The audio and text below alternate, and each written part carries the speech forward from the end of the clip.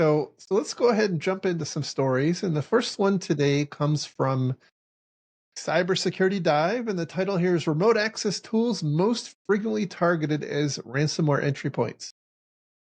This is a article about a report released by a company called AtBay. AtBay is a cyber insurance company, and while the article itself is interesting, I don't think they did an awesome job of summarizing the report. And so, but I think the report itself is actually quite useful to talk about. So I'm mostly going to talk to the report. But there are a couple of interesting data points worth talking about. First is that the overall, keep in mind, this is the perspective of one cyber insurance company. Their overall claim frequency increased 16%, which I think just highlights, that the trend continues to rise for attacks that result in a loss that requires companies to, or enables customers to file a claim. Email continues to be the most common initial entry vector. By the way, you miss this point if you just read the article. Yep. So, email continues to be the most common initial entry vector, triggering 43% of claims. And to be clear, are they saying malware over email or some sort of social engineering attack over email? I think it's all of the above. So they say that Okay. 83% of financial fraud claims, which I assume are things like the business email compromise type of, the CEO, CFO email scams, the changing of bank account numbers and that sort of thing for suppliers, that sort of thing. But as compared to ransomware, which is only 6% of ransomware cases use email as the initial entry point, which says that I suppose there are other types of malware attacks that can be delivered via email, like perhaps keyloggers and whatnot. But at least as it pertains to ransomware, it's relatively low. Which is surprising to me because email born social engineering together credentials to then launch a ransomware attack is pretty common. Correct. I suppose if you use an email attack to trick a subject into giving up a credential that results in financial fraud, that would still be caught into that 83%.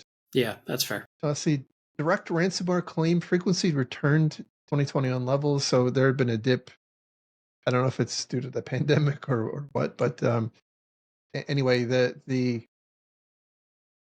was I think 47% or 46% increase in a 47% increase in severity. So 46% increase in frequency, 47% increase in severity of direct ransomware attacks. Like direct ransomware is where you as an entity are the victim of ransomware, as opposed to indirect, which is where one of your suppliers or business partners is ransomware and somehow that harms you. And then the money bullet point, which the initial article talks about, remote access tools were the initial entry vector for 80% of direct ransomware claims. And I'll give you the spoiler that remote access tools are the combination of VPNs and remote desktop protocol access. Yeah, it makes sense.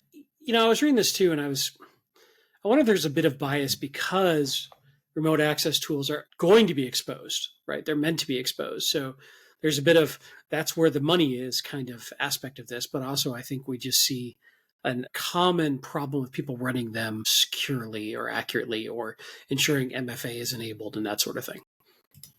Exactly. I think that the way I would look at it is if you have a fixed amount of money to spend on security, which everybody does, this is an area where you want to make sure that you've allocated the right amount of focus and resources. Yeah, and it's another area too where I think of this in terms of attack surface awareness and management. If somebody stands up something that's got Windows host out there with remote desktop turned on and you don't know about it, that's a problem. So being aware of changes in your environment or scanning your environment for changes, things that are open from the outside, I think is important. And then the next is supply chain risk continues to rise as indirect ransomware claim frequency increased by 43%. Again, this is the case where one of your business partners is the actual victim of the ransomware attack. And they point out the example of CDK Global. So for those of you who don't recall, CDK was the big company whose ransomware incident resulted in a lot of car dealerships not being able to do their thing. Do they account for how much time and energy is spent filling out spreadsheets when these things happen? It does seem like it should be its own loss category. Let's see. So, what other little bits of nuggets in here? There was a very interesting inset that I did want to talk about quickly. Trying to get down to it, and it's titled "The Backup Wake Up Call." And I won't read it verbatim, but basically they pointed out that in 2023, their experience was that 90% of their insured clients had had offline backups in place to help recover from a ransomware attack, but 25% of those cases were not able to actually recover because of various issues with their backups.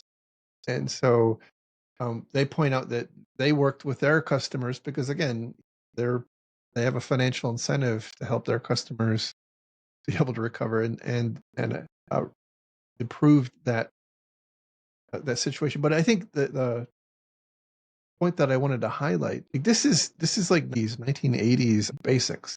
Test your freaking backup. Yeah, but you know who does? Nobody. Well, you do once you try to restore after a disaster, and you Right, can't. right. That's what these ransomware events are. They're just restore test opportunities. It's like the cybersecurity chaos. It's true. Which is a concept we haven't talked about in a long time, but I still enjoy it. Yes. So let's see. Any other points that you found interesting in You this? hit you hit everything I had notes on, and the backup and restore thing is interesting. I think that's such a moving target with today's, especially cloud first systems out there. Now, there's systems being made available to help you with that. I know that we've talked a number of times on the show too of, hey, companies had backups, but they calculated the time to restore was unacceptably long, and it was much cheaper from a time to money perspective to pay the ransom and restore that way than it was to restore from backup, which is another interesting problem.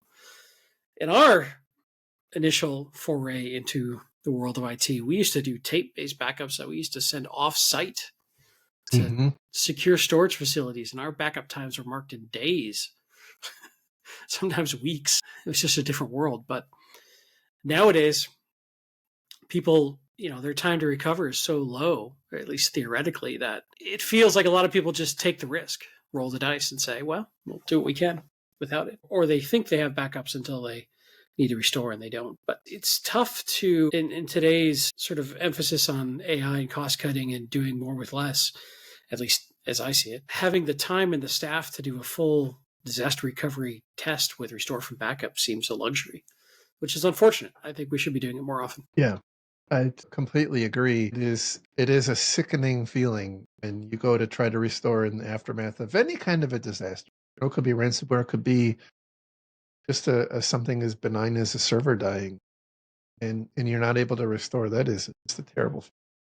So I would like to think there are lightweight ways that most organizations adopt to get some level of confidence that their backups are working correctly. Well, some organizations feel they've got a good failover hot scenario where they're running multiple instances that automatically fail over. Now, what gets interesting is how valid are those assumptions, and how often have they done a test of that DR Hmm. scenario, or is the ransomware hitting a DR scenario they didn't account for? Right, And and in the ransomware case, there's a difference between a disaster where a volcano erupts underneath your data center, your primary data center, and a ransomware attack, because the ransomware attack is going to corrupt both your primary, depending on how you set up your system. A ransomware attack is going to corrupt both your both of the hot system. right, right. So if your hot failover is based on geographic outage, not system compromise, that can be an interesting problem. So good article. I think insurance companies give an interesting perspective. This particular company also does some security consulting things, so they seem a little more savvy than perhaps the insurance company. So good report. Enjoyed reading that. Hopefully, y'all find that useful.